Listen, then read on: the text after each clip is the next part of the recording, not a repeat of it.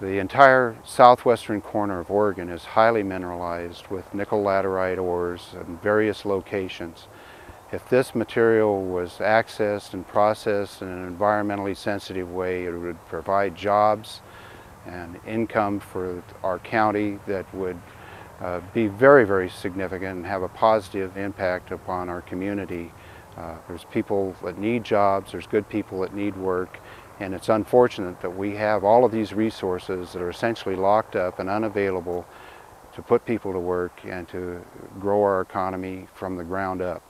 The mountains to our west are comprised largely of ultramafic rock, which contains significant amounts of chrome, nickel, and iron.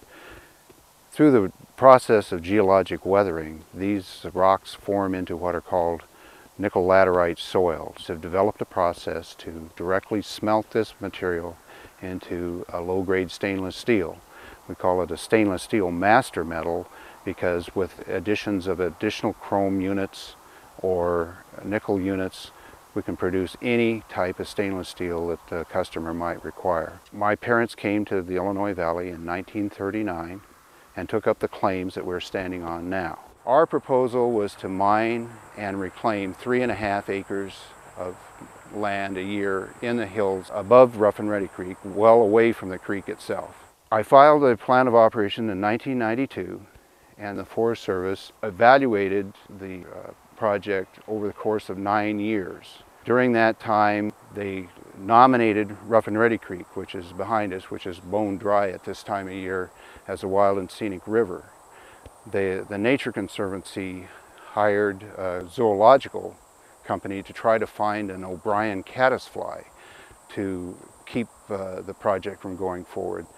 Back in the days when the federal timber was being harvested in our county, Congress decided that if a Forest Service decision affected the local economy in a negative way, they had to take that into consideration if they canceled a timber sale. The Forest Service turned that on its head and said that they would have to determine whether the project was economic before they could allow an approval of the plan of operation.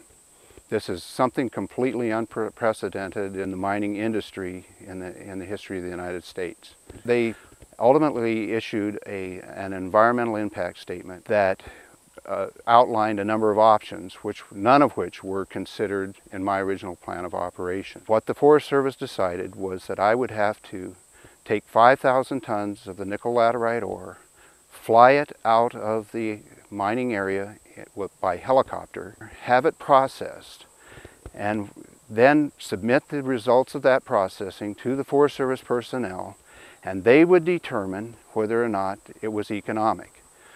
At that point, if they did make a positive determination, that would allow me to resubmit my plan of operation for further review after 9 years of their having reviewed it to that point. We decided, and when I say we, I mean myself and my legal counsel, decided that the Forest Service had no intention of letting us go forward with the project, and we filed a Fifth Amendment takings case with the U.S. Court of Claims, saying the Forest Service is not intending to let us exercise our legal rights under the mining law, and as a consequence, they have taken our property.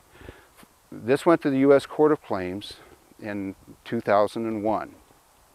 In 2002, the U.S. Court of Claims remanded the case for evaluation to the BLM to determine what is called validity of these claims. Validity means would a person of ordinary prudence develop and continue to work and develop these claims. The U.S. Bureau of Land Management did what is called a mineral examination. This mineral examination should have taken a maximum of 6 months. It in fact took 3 years and cost yet another $1 million. By adding costs and cutting the value of the ore, the Bureau of Land Management challenged the validity of my claims and took us to an administrative law court, which is operated by the Bureau of Land Management. The judge is in fact a Bureau of Land Management employee. After 2 years of legal wrangling and filing of briefs, the judge ruled against us based on a hypothetical price of metals and inflated costs. Even using his inflated costs and the real price of metals, we would have made a profit for the last 15 years on these claims had our plan of operation been approved in 1992. So we determined that we needed to file an appeal, and we have done so. That appeal, unfortunately, goes to yet another administrative law court within the BLM. That's where things stand on the project as it is right now. And it's really unfortunate because with the economy the way it is today, it would be really a great thing if we could have some people working here. This is an important project. It's important for our community.